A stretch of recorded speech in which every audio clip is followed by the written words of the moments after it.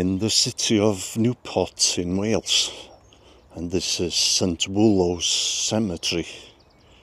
It's the main cemetery in the city, and it dates back to Victorian times.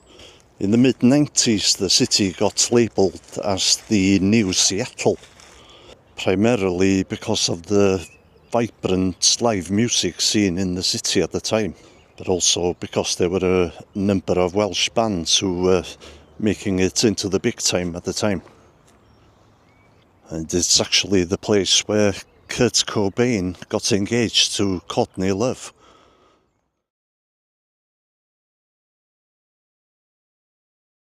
One of the Welsh bands who hit the big time in the 90s was a band from Newport. Today I'm looking for the grave of Jon Lee, founding member and drummer of the band FEEDER. Jon Lee, original name Jonathan Henry, was born on 28th of March 1968 in Newport. He died on 7th of January 2002 at his home in Miami. It's a massive cemetery. It's actually the largest cemetery I've come across in Wales. Now, you might have seen the cemetery on Doctor Who. It was used as a filming location twice for Doctor Who. First time in 2007, I believe, and also in the Christmas special in 2008. A famous rock star used to work in the cemetery as a gravedigger. The cemetery has 4 chapels, and some of the graves date back to the early Victorian period. In Wales, it's listed on a register of parks and gardens of special historic interest. From 1869 to 1883, all burials in Newport took place in the cemetery. Joe Strummer of the band The Clash was employed as a gravedigger in the cemetery in the early 1970s.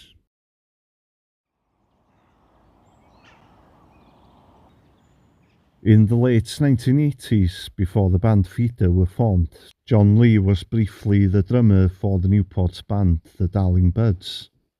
In the early 1990s, Jon Lee teamed up with Grant Nicholas to form the band Reel.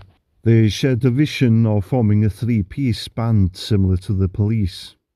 They moved to London, where after their original bassist left the band, Taka Hirose joined the band after responding to an advertisement. They changed the band's name to FEEDER in 1994. The same year they sent a demo tape to the Echo label. The label signed up the band after seeing them play live. FEEDER's first single, Stereo World, was released in 1995, but their debut album, Polythene, wasn't released until 1997. The band toured the US in 1998 and released their second album, Yesterday Went Too Soon, in the following year.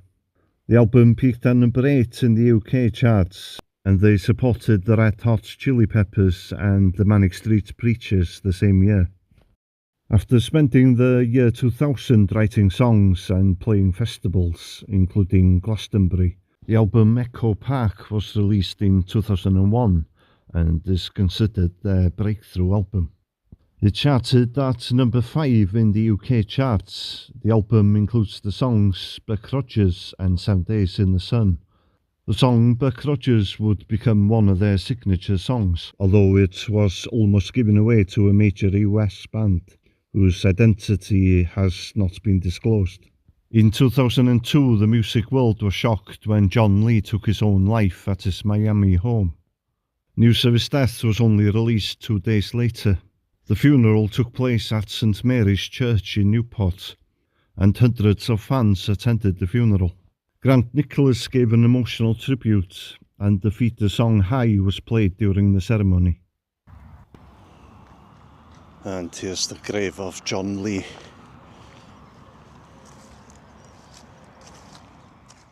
Those who knew Jon Lee described him as a gentle soul, a very private person but with a fierce dedication to his craft. He was the backbone of the band FEEDER. The headstone reads, "Cherished memories of Jonathan Henry Lee, 28th of March 1968 to 7th of January 2002. Beloved husband of Tatiana, adored father of Cameron, Isabella and Nicholas. Precious son of Pat and Norman, brother of Andrew." Jon Lee's mother died in 2010 and she's also buried here. Jon's bandmates retreated from the limelight, but a year later they emerged from the darkness with the album Comfort in Sound, an album born from the grief of the loss of Jon Lee.